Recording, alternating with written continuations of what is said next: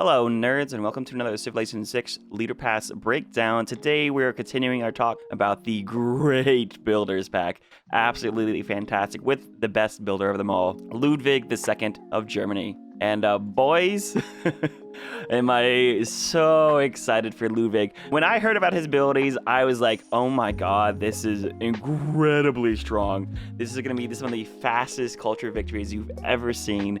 And of course, people like Bostius and other content creators have already shown why he's so strong. They definitely abuse a lot of the game modes and using the best of the most busted stuff in Civ to get to those crazy turn victory counters. But even without the game modes, Ludwig II, incredibly strong. And it's funny, when I heard that we were getting another Germany leader, I was so ecstatic. I was absolutely ecstatic, because Germany is one of my favorite civs in the game. They are an absolute production powerhouse. They are a S-tier civ, as noted by the majority of players. And I would argue that Ludwig was always going to be OP, because as powerful as Germany is, he's actually that powerful in spite two of his four abilities being almost useless in a lot of situations. Now, I never want to say something is always useless in Civ, because you can almost always find a place and a time for something. However, Germany's power mainly comes from two abilities. Now, the free Imperial city's ability is that each city can give one more specialty district than the population limit would normally allow, which means you can place 2 districts at 1 pop, you can place your 3rd district at 4 pop, and so on and so forth. This doesn't sound incredibly useful to a new player, but let me assure you, this is an incredible ability. Civ 6 is all about districting. I know in Civ 5, where you settled your cities was basically wherever you get the most resources and the most yields. Maybe you would settle on a river for certain things like watermills, or next to mountains for things like observatories. But for the most part, you were just settling just to gobble up land. In Civ 6, it's all about districting. You can settle locations for specific districts to get good yields on them, whether or not they are standalone, or if you're settling cities together to get a really nice adjacency bonus incorporated between several cities. This is also really useful when it comes to saving on district costs. As many of you know, your districts do have a base production cost. You can see here the campus is 54 production. However, this will scale throughout the game depending on how many techs or how many civics you have unlocked, whichever is greater. So as you advance through the tech and civic trees, your districts will start to cost a little bit more every single time you advance one of these techs, which is why in the early game your districts only cost around 50 production, but that scales to 100, 200, 300 throughout the course of the game. Because Germany can place 2 districts as soon as they settle, that means you can lock in a lower price for more districts, which means building all of your districts even faster. Germany also becomes very good at utilizing district discounts because of this. So now you can see in this example here, we have a Germany with 3 cities. We built 2 districts currently, and we only have 2 districts unlocked. You can see we have campuses and commercial hubs. You'll notice our commercial hubs are actually cheaper than our campuses. Campus is 83 production and our commercial hubs are 49. That is because we are utilizing district discounts. It gets a little bit complicated, so this is probably its own video. Let me know in the comments below whether or not you want a full-length video about district discounts. But basically at the moment, we have 2 districts built, we have 2 districts unlocked, which means we'll be getting a discount on our commercial hubs right now. Because of Germany having the ability to place 2 districts at 1 population, that means we're not locked behind a population limit to get to this first discounted district, which is incredibly useful. So the combination of being able to place districts early as well as more easily qualify for those district discounts means that you can get your districts down very early, which means incredible tempo. And more districts means more great people. In most Civ 6 games, more cities is better than less cities, and one of the biggest reasons is not only because the more yields that you get, but the more great people that you'll get. Each city is limited to the amount of great people that you can generate. For instance, in a campus, you'll generate 1 great scientist point per turn for the district, and 1 for each building inside of the districts, for a total of 4 great scientist points. This, of course, can be increased with things like Oracle and with grants on Pengala. which will both double the amount of great people points generated in that city. But note, you can only do this for one city. So to get more great people points, what that generally means is that you need more cities. More cities, more districts, more great people points, and then you can start getting access to a lot of really good great people, which are all incredibly important. You have engineers that will instantly generate wonders for you, engineers that will give you more districts, engineers that free Eurekas, more wonders, more production, more housing, more amenities. Great merchants can give you things from free luxuries to more gold, more trade routes, more faith, more economy, more envoys, more amenities, hell, even more tourism, more diplomatic visibility. Great scientists will be giving you a bunch of free Eurekas, more science, more benefits from non-food yields, just straight up science, free oil, more great people points in general. Scientists can even give you tourism based off of artifacts, free science and culture, free production towards space race projects, and then of course lots of tourism from writers, artists, musicians, and also boosts to your war efforts on movement and combat strength when it comes to great admirals and great generals. Now, if it's starting to sound like Germany needs to do a little bit of everything and like everything, that's true, but that's exactly where the Hansa comes in. The Hansa is a unique industrial zone that gives a crazy amount of production throughout the game, and they're half cost. Now, there's a fun debate going on, especially between the game mechanic and Potato McWhiskey, about whether or not industrial zones are actually good districts. I do tend to see they are often overbuilt by beginner players, and I would argue that industrial zones are good districts, but there's very specific situations where you want to build them, and other situations where they don't need to be built. And the biggest dilemma about industrial zones is that you are investing production now for production later, as opposed to another district where you're investing production now for science. The other thing I see a lot are these situations here where there's two different things we can talk about. One of them is where often you'll see people try to do these great big aqueduct dam setups, which, don't get me wrong, they are very good. Aqueducts and dams do provide a major adjacency to your industrial zones. However, they'll place an IZ in a situation like this where this is a +0 industrial zone. Now, when both aqueducts and the dam are created, this will become a +7 industrial zone, which is very good. However, the amount of time it will take for all of this infrastructure to be built will be a considerable amount of time. If you are playing your games to turn counters that are like around 300, 400, this is perfectly acceptable to do. However, if you want to win faster, you need to look for industrial zones that give you more adjacencies. For instance, if it happens to be strategic resources nearby, this actually becomes a +3 industrial zone, which means this will be a +3 IZ when you first build it, which will help with your production and also help you build the rest of the infrastructure to get this all the way up to a +10 industrial zone very quickly. The other problem I see players having a lot is that they'll put a lot of industrial zones down in the exact same area. For instance, if we went ahead and placed 3 IZs here, now you have 3 industrial zones in the same area, so the power of their area of effect will not be taken into account. The best part about industrial zones is not the production that it gives its own city, and of course the first building in an industrial zone, which gives just a little bit of production.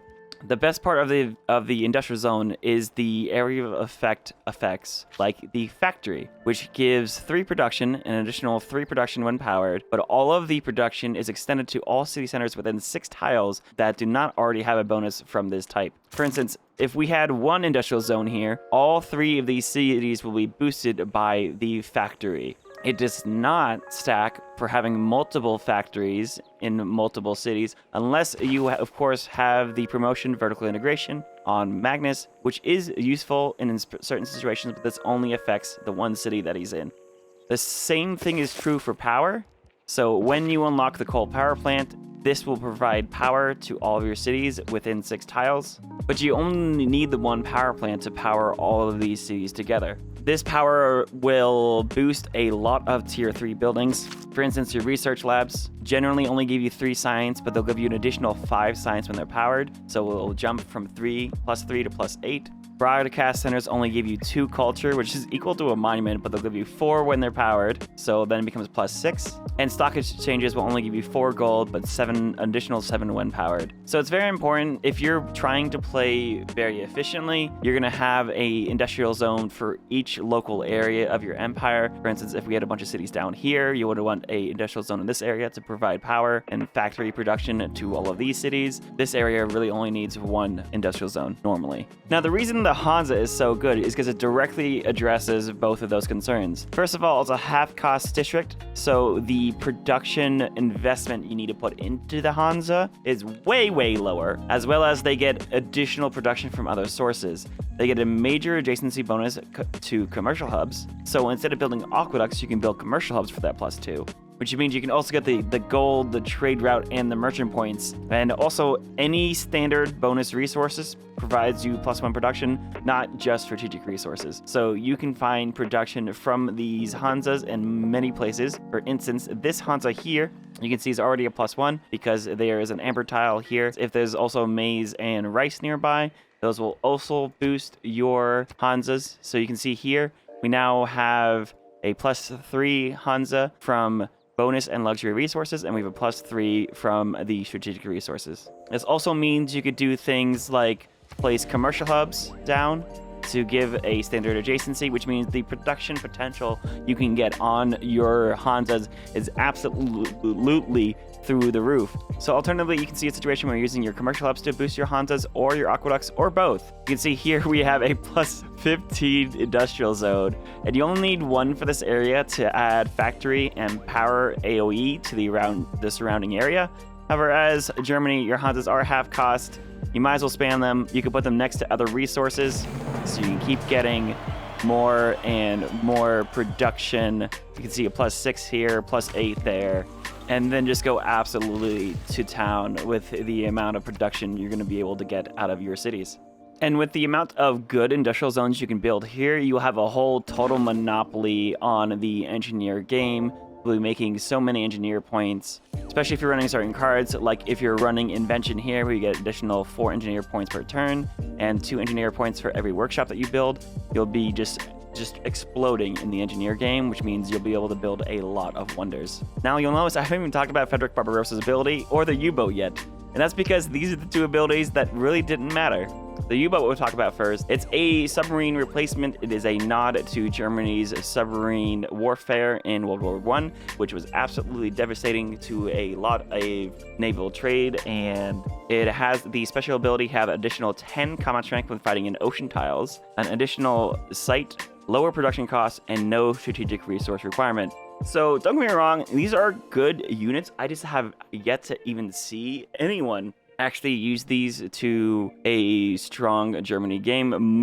Majority of the time, I'm watching players play Germany. Either they're playing on Pangea, or they're playing on Highlands, or they're playing on something that ocean warfare is way less needed. Maybe 7 Seas, you can get a lot of really good play on the U-boat, but it's something that I have not really ever done myself, and therefore it doesn't really contribute to why Germany is seen as such a good civ. The second part of the ability that is quite kind of is actually Fredrick Barbarossa's ability here. You gain additional military policy slot in all governments, which is good for a conquest type of lean, and 7 combat strength for all units when fighting city-states and their units. This is the Holy Roman Emperor ability. It's the nod to the history of the Holy Roman Empire, unifying present-day lands of Germany that was a bunch of splintered kingdoms into one large Holy Roman Empire, which is very, very cool. The problem, this is generally something I also do not use. City-states are the easiest way to scale your empire into the late game, and actually that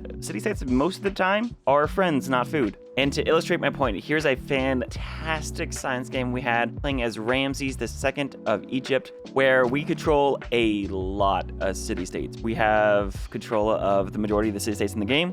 You'll note, for instance, the library is a building that is only giving you 2 science. However, if you look over here, my libraries are giving me 5 science. Universities are supposed to give 4 science, but mine are giving 10. And research labs are supposed to give 3 science, 8 when power, but mine are giving 21. This is because of city-states. You can see here, Geneva, for instance, when you get 1 envoy into Geneva, you get a single science in the capital, which is nice. But you also get 1 science in every single library building across your entire empire. If you think Hypatia is a fantastic great scientist because she gives 1 science to every library in your empire, note this is the exact same thing as just putting 1 envoy into a scientific city-state. Don't make it wrong, both are good, but both are literally exactly equal in terms of value. And you can see here, we have the 1 envoy in 3 scientific city-states, so we are getting additional +3 science in every single library, which is why you are seeing right here in Nerdy Town, our libraries are doing 5 science, and then we're also at level 2, which gives 2 science for every university and consulate. So we are getting additional +6 science in all of our universities. And we're at level 3 with all of these for +3 science in every research lab and chancellery building, which is why we're getting 21 science from research labs. These city-states are so important for getting those little crazy bonkers yields at the end of the game. And you can see this is for any type of district. So you're +2 gold in the capital and every market and lighthouse. So economic city-states are good for both harbor and commercial hub-based gameplay. We're getting additional faith in every shrine. We're getting additional production in every single workshop and additional 2 production in every factory. All of these yields are incredibly important for scaling our late game. You'll notice something specific here is that every single type of city-state actually helps scale the consulate and the chancellery as well. The diplomatic quarter actually acts as a wildcard district that benefits from every single type of city-state. So you can see here, our consulate here is generating 12 gold, 6 science, 4 culture, and 2 faith. That's in addition to a little bit of production. You see that at the very top here, 4 production towards buildings, districts, and wonders. That is from our production city-states. So the +2 production here to chancelleries, and then additional +2 production here. So we're getting +4 production on our chancellery building. And if we get up to tier 3, we're going to get additional production on our consulate. So not only is the Diplo-quarter really important for generating you influence points to control city-states, they scale directly off of every single city-state in the game. Very important district. I need to start prioritizing the Diplo-quarter even more in my games. So you can see right here, I actually did a quick test where we now have the industrial zone and the Diplo-quarter in the same city. Both of these buildings will get additional production from the same city-state. So the 2 production to the factory stacks with 2 production to the consulate for a total of 4 production if you have both of these buildings. And then you have an additional production in the workshop. So this city-state is giving me additional 5 production. And this city-state will give me another additional 5 production. So for a total of additional 10 production towards buildings, districts, and wonders here. And that's not even to mention Kilwa Kisawani, which again we have here in the capital, which is the best wonder in the game, in my opinion, because of how much it can scale your entire empire in literally every direction. The Kilwa Kisawani gives you 3 envoys, but when you're a suzerain of a city-state of this type, you receive a 15% boost of the type in that city that you've built it. But if you're suzerain of 2 or more of that type, you get additional 15% boost across your entire empire. So you can see right here, right now, I am suzerain of 1 faith city-state, so we're getting a 15 boost to faith in the capital. But we are suzerain of 2 culture city-states, so we're getting a total of 30% boost from Kilwa Kisawani in culture in the capital. You'll see right here. We have a 40%, 45% from modifiers. That's the 30% from Kilwa and the 15% from Pingala. And also in science. So we're getting 110% modifiers. That's 30% from Kilwa because we're a suzerain of 2 scientific cities. Another 15% from Pingala, which puts us at 45%. And then we also have Taruga, which is giving us 5% science in cities for each improved strategic resource. And we also have Oxford University, which is another 20%. So that's a total of 110%. Absolutely insane. But you can see here, we have control of 2 production city-states, which give us production towards districts, buildings, and wonders. We have 2 gold city-states. We're giving a 15% boost to our gold across our entire empire. And we're getting 2 culture city-states, so 15% culture across our entire empire. And then if, for instance, I run a couple of cards here quick, like Containment and Diplo League, I'll be able to take Suzerainty of Leventa with only 3 envoys. So this counts as 3. because it's being doubled from containment and Diplo League. This counts as 2, and this counts. And now we have Suzerain of Leventa, as well as Suzerain of Armagh, so now we're getting a 15% boost to faith across our entire empire. We don't have a lot of faith this game, but that's just to show you. With Kilwa, you can boost literally every single one of your yields. Science, culture, gold, production, and faith. It's absolutely fantastic, and you can generally control a lot of the world's city-states because you are better at managing your envoys than the AI are. Now, I know that's a big tangent, but that is basically one long way of saying that I knew Ludwig was going to be an amazing civ just in the fact that we're replacing this ability. I don't like killing city-states for all the reasons I just said. They're just so good in terms of scaling of your empire. And this felt a lot like the Congo earlier on in the pack. The Congo have a fantastic ability to get a lot of benefit from relics. It just is very tricky in terms of getting those relics because Movember can't found their own religion. So the best part of the new Congo leader is basically just not having Movember's ability, because now the Nzinga Mbande can found a religion, get a huge benefit from those relics in a way that is a lot easier than Movember's abilities. And the extra ability where she just gets 10% to all yields, including her capital of any city that's on her continent, that's just extra on top, which is just nice. So a Germany under Ludwig was going to be immediately better just off the back of not having Fredrick Barbarossa's ability. Now, because of the amount of commercial hubs and industrial zones that Germany will build, Germany is very flexible, but normally people play him as a scientific civ because the amount of production you get is insane for getting those space race products done, or for a domination civ because when you have a bunch of gold and production, might as well make it military, go conquer the world, right? One of his hidden victory conditions that was very much underplayed was using all of this production for a late game pivot towards wonder spam and theater square production for a crazy culture victory, which has always been a really efficient way to play as Germany. And then Ludwig joined. Ludwig is amazing. Wonders, even unfinished, receive 2 cultural bonus for every adjacent district, and all cultural adjacency bonuses provide tourism after researching castles. I am speechless. This is incredibly strong. This is so incredibly strong. First of all, for most civs, tourism comes in mostly in the late game.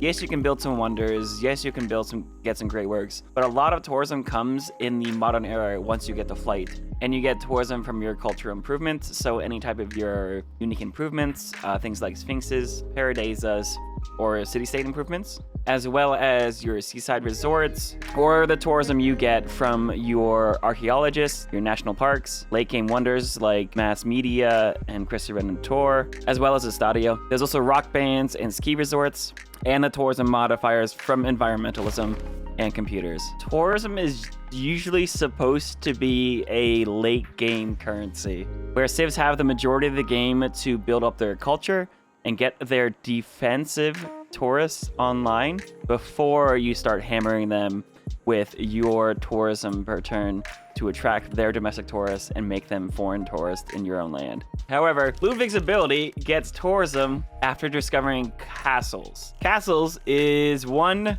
2, 3 eras earlier. It is in the medieval era. You can technically get here in 7 techs. Now, I might want to go for a couple of the other techs in here earlier.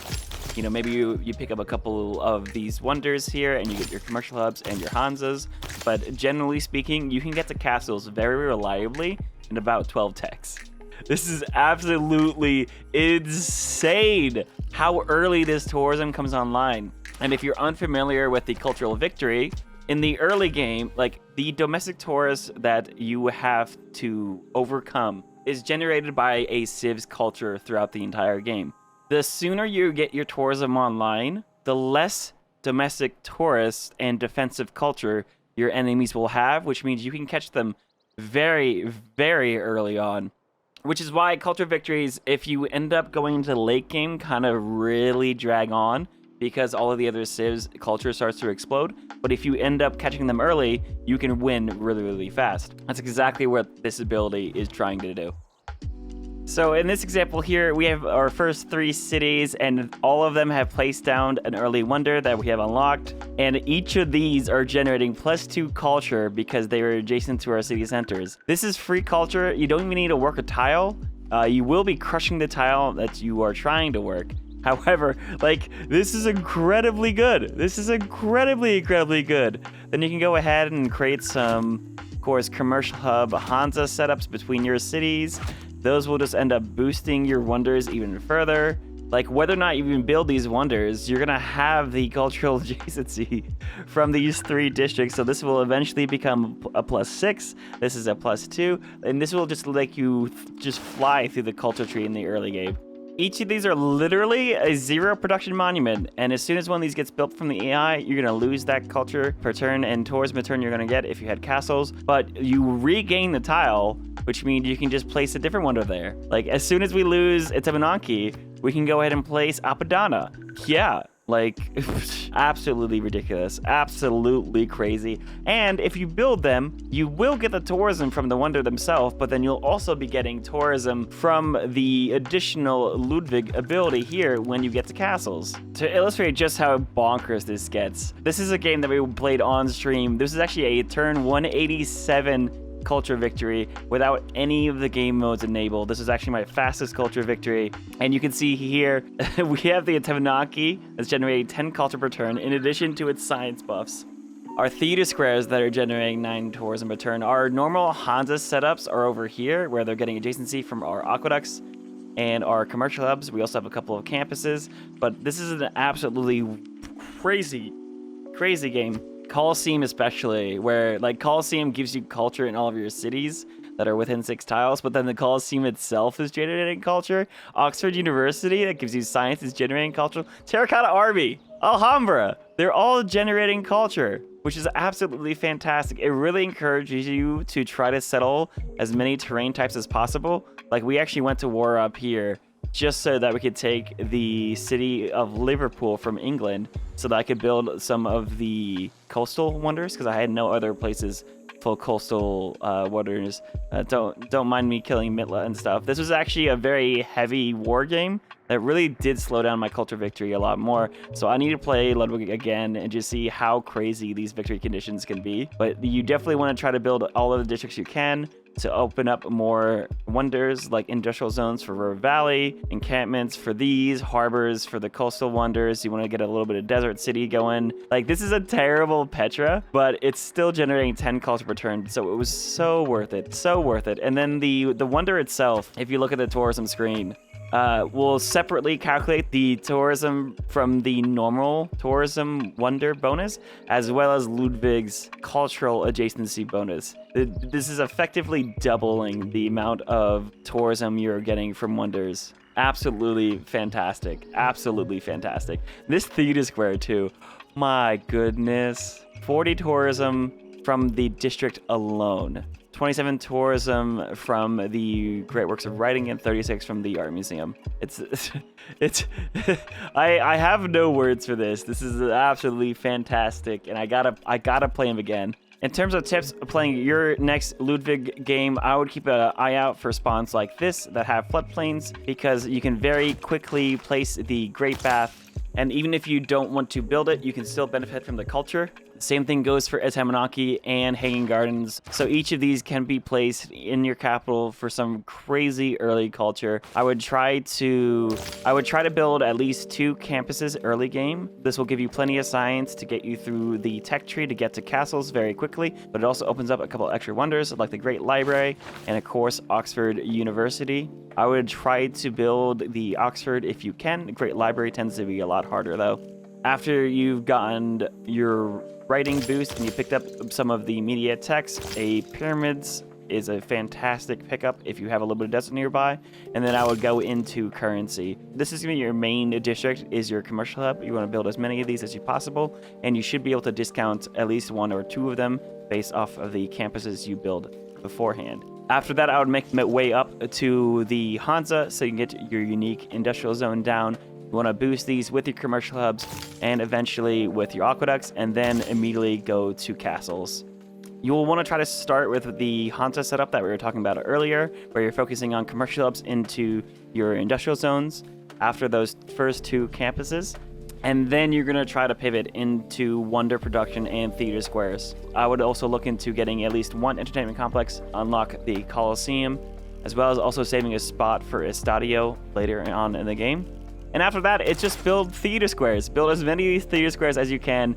Most of your cities will be building commercial hub Hansa into theater square if they're not building your Coliseum or one of your first campuses or one of the early encampments to unlock some of those extra wonders. You're going to want to at least get 1 coastal city, so you will come up here to harbors eventually to unlock those. Never forget about your Diplo-quarter. Keep an eye out for certain cards, such as craftsmen at guilds for 100% adjacency to your industrial zones, as well as aesthetics at medieval fairs for 100% theater square adjacency.